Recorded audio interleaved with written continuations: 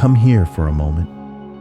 Set it all down, the phone, the plans, the pressure, and breathe like you mean it. Because tonight, I want to talk to you about the heaviest thing you own, the weight you were never meant to carry alone. When you leave everything in the Creator's hands, you are not giving up. You are giving over. You are admitting at last the most freeing truth a soul can speak. I was never the one holding the sky up, and the sky has never once fallen. The power that beats your heart while you sleep is the same power that hung the stars in their places. It has been working the night shift of your life since before you took your first breath. You did not earn that faithfulness. You inherited it. So hear this gently. The struggle ends where the surrender begins. Not the surrender of defeat, the surrender of trust, the kind that stops white-knuckling the wheel of a life that was always being driven by love. You know the grip, I mean. The 40 open tabs in your mind at midnight. The refreshing of the inbox, waiting on the answer that will finally let you exhale. The checking of the account balance as if staring at the number could change it. That grip is fear, wearing the costume of responsibility. It tells you that if you let go for 1 second, everything falls apart. But look at your own history honestly and tell me, how many times did it hold together in ways you never planned? That was not luck. That was a hand you could not see. When you leave everything in the Creator's hands, fear loses its leash and doubt loses its voice. The worries that held you captive begin to loosen, one finger at a time. And into that open space walks something you have not felt in years. Peace. Peace, which once felt like a country you needed a visa to enter, becomes the room you live in. Anxiety, which once gripped your chest on an ordinary day, is replaced by a calm you cannot fully explain. Not because the storm stopped, but because you finally noticed who was in the boat with you. Do you remember what it felt like to sleep as a child? To close your eyes without an exit strategy, without rehearsing tomorrow, without guarding the door? That sleep was not innocence, it was trust. Somewhere, someone stronger was awake, and that was enough. Beloved, someone stronger is still awake. The Creator, in infinite wisdom, knows exactly what you need, knows the what, the when, and the how. The 3 questions that have cost you the most sleep, and trusting that knowledge is not naive. It is the deepest intelligence the heart has ever learned. Understand. This surrender is not passive. It is not lying down. It is an active decision, renewed each morning, to release the outcome while still showing up with your whole heart. You still write the message. You still make the call. You still do the work. You simply stop trying to do the Creator's half of it. So every morning, when you rise with gratitude already on your lips, before the news, before the notifications, before the world hands you its noise, give thanks. Because today is another page in a story being written by hands steadier than yours. And gratitude is how you hold the pen with them. And when you pray differently now. Not begging from the bottom of a well, but speaking from inside a promise. Prayer is not a transaction, it is a communion, the signal finding the source. Your words, your thoughts, your quiet intentions, when aligned with the Creator's will, hold power enough to shape your world. You are not praying to change the Creator's mind. You are praying to change yours, to lower your shoulders, to unclench your jaw, to remember and notice how the prayer changes you before it changes anything else. You walk in carrying a storm and walk out carrying a stillness. The situation may look identical, but you are not. And a changed you has a way of walking into changed circumstances. And when you release the need to control outcomes, watch what you make room for. Grace. That unexplainable space where miracles stop being stories about other people and start being entries in your own life. Now let me speak to where you actually live. Because surrender is not tested on mountaintops. It is tested in the small, modern hours. It is tested in the job application that got no reply again. In the loan that did not go through. In the message you sent with your heart wide open that still says nothing back. It is tested in the hospital waiting room under lights too bright for the fear you are holding. In the rent that rises while the paycheck stands still. In the quiet ache of scrolling past everyone else's highlight reel at midnight, wondering why your chapter looks nothing like their movie. It is tested when your body is doing its best and the results still are not back.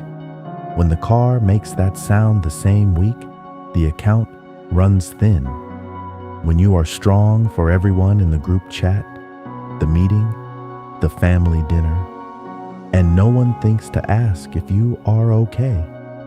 When you smile on the video call while something in you quietly asks how much longer. And it is tested in comparison. That modern thief that follows you right into your bed.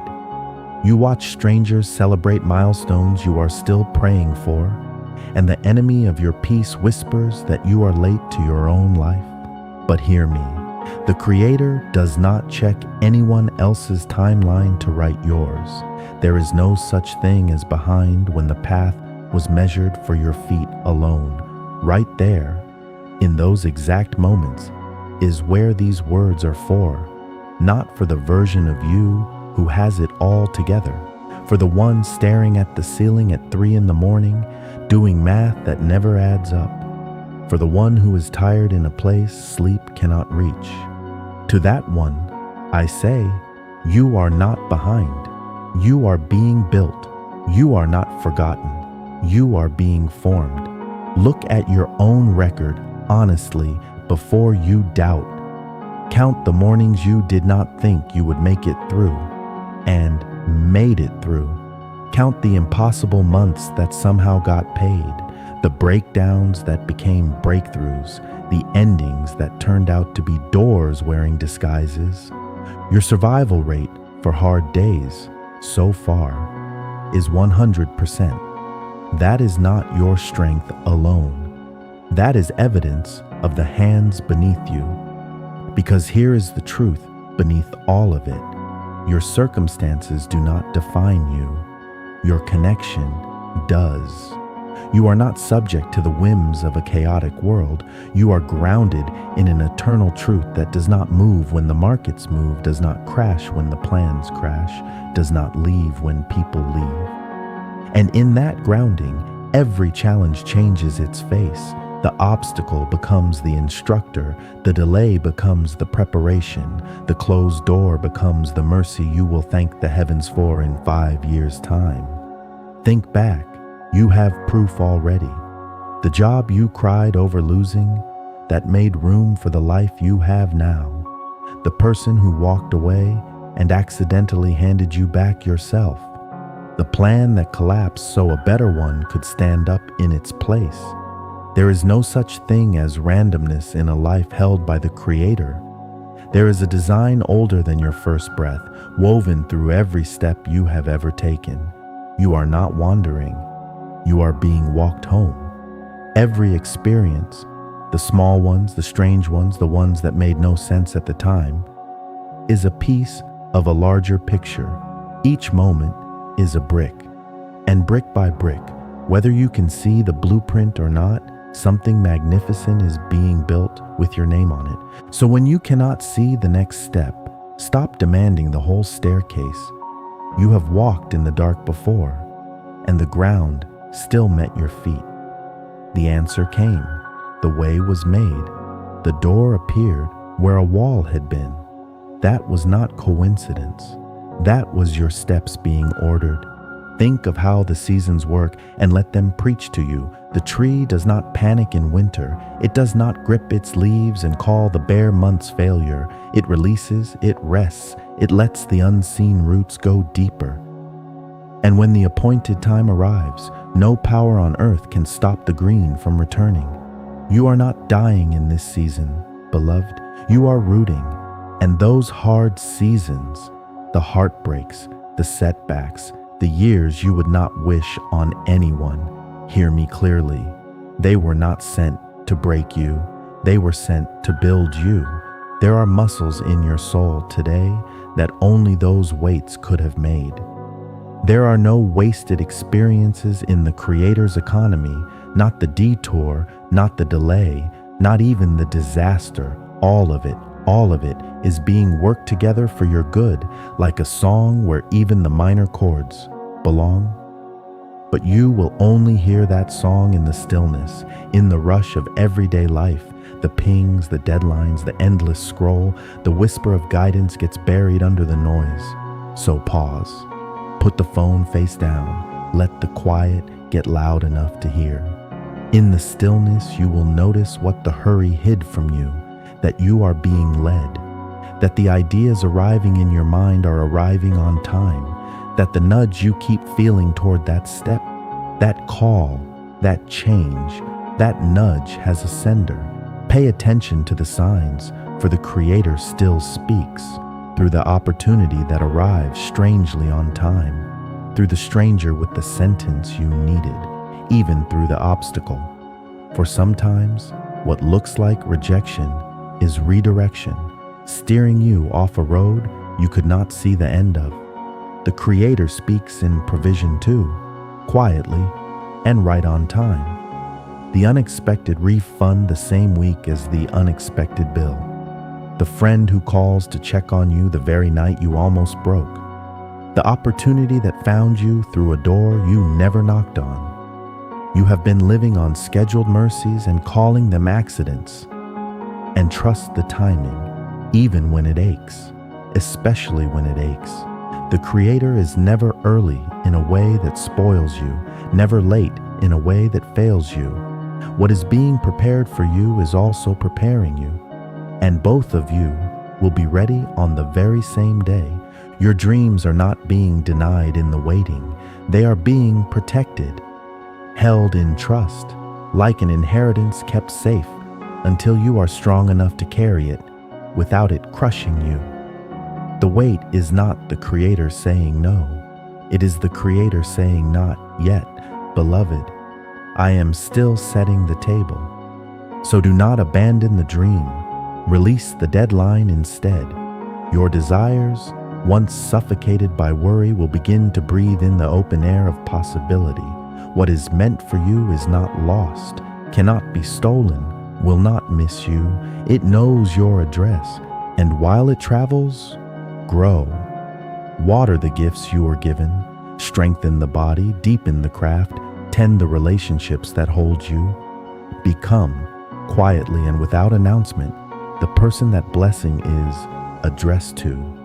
And do not despise the small and hidden work. Every early morning no one applauds. Every honest day at a job that is not yet the dream. Every act of kindness done in secret. Every discipline kept when no one is watching. It is all seen, all counted, all compounding. In the Creator's economy, nothing done in the dark is done in vain. The dark is where seeds keep all their appointments. Watch how your faith itself begins to change. You no longer simply hope things work out. You know they are working, even underground, even out of sight. The way a seed knows, the way spring knows. You start to see fingerprints everywhere, in the choices that turned out right, for reasons you could not have known, in the people who found you exactly when you needed finding, in the thousand small mercies you once called coincidence, before you learned their true name. And slowly, the way you move through the world changes. You walk into hard rooms without rehearsing disaster. You send the application and release it like a dove, not a hostage. You love people without gripping them, because your security was never in their hands anyway. You stop performing peace and start possessing it. You stop announcing your plans to everyone and start entrusting them to the only one who can bless them. You stop asking the world for permission to believe and simply believe. And you will find you are not carried by grace alone, but through people grace has posted along your road. The mentor whose one sentence changed your direction. The friend who sat with you in silence and made the silence lighter. Even the stranger whose small kindness landed on your worst day like a note from home. The Creator has always had hands in this world. Sometimes they simply look like the people who love you. Does the fear still knock? Of course it does. Fear has never lost your address either. But now, when it knocks at midnight, you do not have to open the door. You can sit in the quiet and say, I know who holds tomorrow, and I know who holds me. When the old anxiety rises about the money, the health, the future, the child, the dream, meet it with the oldest medicine there is. Breathe in and receive. Breathe out and release. Say it softly, as many times as it takes. It is in the Creator's hands, and the Creator's hands have never dropped me. Because surrender is not a single moment. It is a practice, a returning. You will take the weight back some days. You are human, and the habit is old. And every single time, without shame, you are allowed to set it down again. So build the small daily altar of release. In the morning, before the phone, 3 breaths and 1 sentence. Today is in the Creator's hands. At noon, when the pace picks up, 1 pause. This too is held. And at night, before sleep, open the hands one final time and empty the pockets of the day, the wins, the wounds, the unfinished, and leave them where they can be worked on while you rest. Because even your sleep can become an act of faith. To lie down with unresolved questions and close your eyes anyway is one of the purest prayers there is. It says, I trust the night shift. It says, the world will be held without my supervision, and morning after morning you will wake to find that it was. That is the whole walk, friend. Pick it up, notice, set it down. Pick it up, notice, set it down, until one day you notice the noticing has become rare, because the trust has become home. And from that home, you begin to live the life you were actually meant to live. One where surrender is not weakness, but the deepest strength you own. One where trust is not blind, it is the truest form of sight. One where you finally stop auditioning for a role that was already yours. You were never meant to be the manager of the universe. You were meant to be the beloved of it. Feel the difference in your shoulders when you say that out loud. Feel the difference in your breath. Think of a child on a long drive home, asleep in the back seat. She does not know the route. She does not check the fuel, the map, the mirrors. She sleeps wholly because she knows who is driving, and she wakes up home. That, beloved, is the invitation of your whole life. So tonight, do the bravest thing a tired heart can do. Take every name, every bill, every diagnosis, every dream, every deadline, every unanswered question. Gather them like stones from your pockets, and one by one, place them in hands vast enough to hold galaxies and gentle enough to hold you. Place the career there with its detours and its closed doors. Place the family there with its beautiful mess and its unfinished healing. Place the finances there, the numbers that scared you, the provision you cannot yet see. Place the body there with everything it is fighting and everything it is becoming. Place the past there too, the mistakes you keep rereading like old messages, the versions of you that did not know better. Let the Creator hold what you have been holding against yourself. Forgiveness is just surrender wearing its softest clothes. And place tomorrow there, all of it. The parts you have planned in detail and the parts you cannot bear to look at. It was never going to be carried by worry anyway. Worry has never once driven a single sunrise into the sky. Place the people you love there most of all, the ones you cannot protect from everything, no matter how tightly you hold your breath. The child finding their way, the parent growing older, the friend fighting a battle you cannot fight for them. Love them fiercely and entrust them completely. For the Creator loved them first and has never once needed your worry to watch over them. Now feel that. Feel the lightness where the weight was. That feeling is not emptiness. It is room. Room for peace to move in. Room for joy to unpack its bags. Room for the life that was waiting for your hands to finally open. Because open hands can receive. Clenched fists cannot. And everything the Creator has been trying to give you has been waiting patiently for exactly this moment of letting go. So rest now in the finished work. Live as one whose prayers are already answered, whose needs are already known, whose path is already prepared. Walk out of the waiting and into the knowing, not arrogant, anchored, not striving, receiving.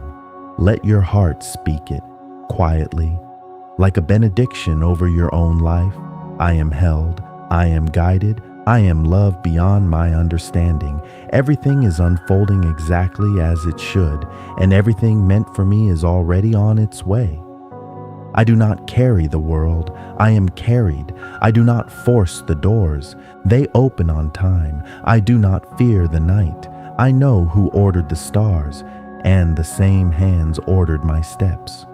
What I have released is not lost, it is being handled. What I cannot see is not absent, it is being arranged. The delays are appointments, the detours are protection, and every step I take, even the uncertain ones, lands on a path prepared before my name was ever spoken.